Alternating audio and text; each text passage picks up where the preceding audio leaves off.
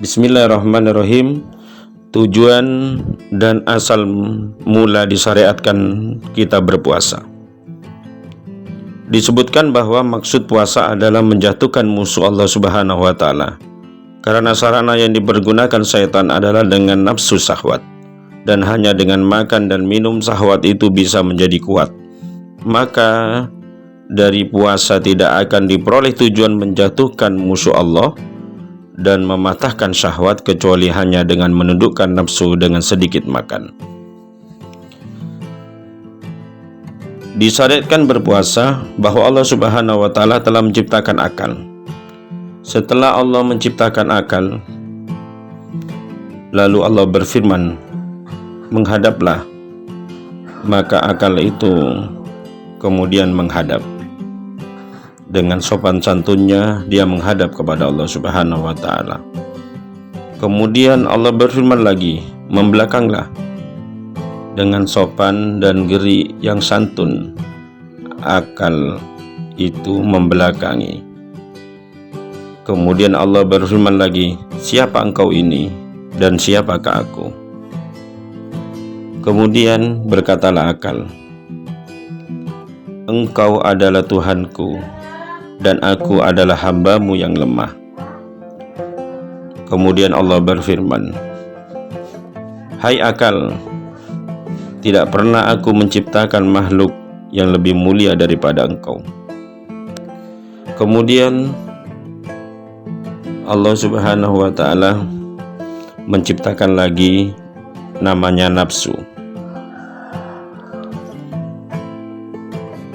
Berfirmanlah Allah kepada nafsu, "Menghadaplah."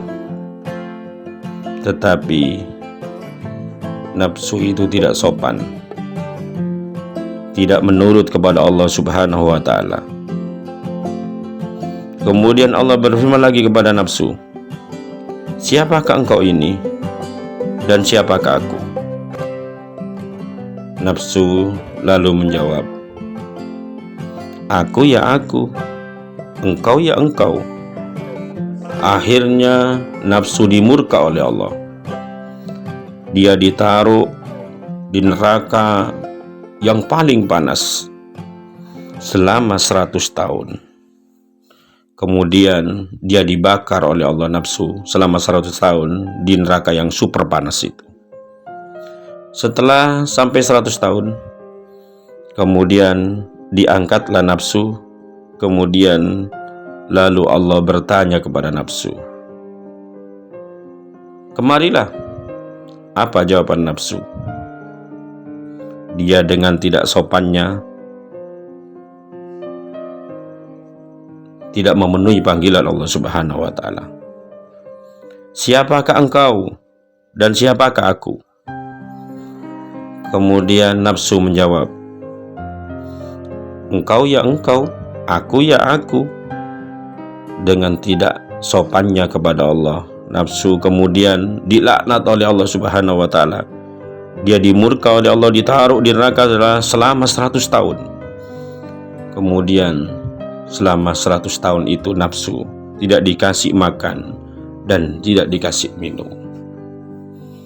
Kemudian lalu nafsu setelah disiksa dalam keadaan kelaparan, lalu dipanggil oleh Allah, "Hai nafsu, kesini."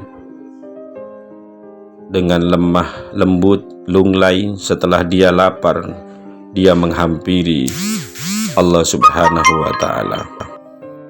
Dengan sopannya dia mendatangi dan menghampiri Allah Subhanahu wa taala setelah dalam keadaan lapar. Lalu Allah berfirman lagi kepada nafsu, "Hai nafsu, siapa aku dan siapa engkau?" Dia dengan lemah lembutnya berkata kepada Allah, "Ya Allah, kami adalah hamba-Mu ciptaanmu, dan Engkau ya Allah sang penciptaku, dan Engkaulah ya Allah yang wajib aku sembah. Tiada daya upaya semua kecuali kehendak-Mu ya Allah." Akhirnya nafsu mengakui keesaan Allah dan mengakui bahwa dia adalah hamba yang wajib menyembah kepada Allah. Kemudian sejak itu nafsu tobat. Dikatakan bahwa hikmah diwajibkan berpuasa selama 30 hari adalah karena bapak kita Adam alaihissalam setelah makan syajaratul khuldi di surga, bercokollah sajarah itu di perutnya selama 30 hari. Setelah Nabi Adam alaihissalam bertaubat kepada Allah, maka Allah memerintahkan berpuasa selama 30 hari 30 malam. Karena kenikmatan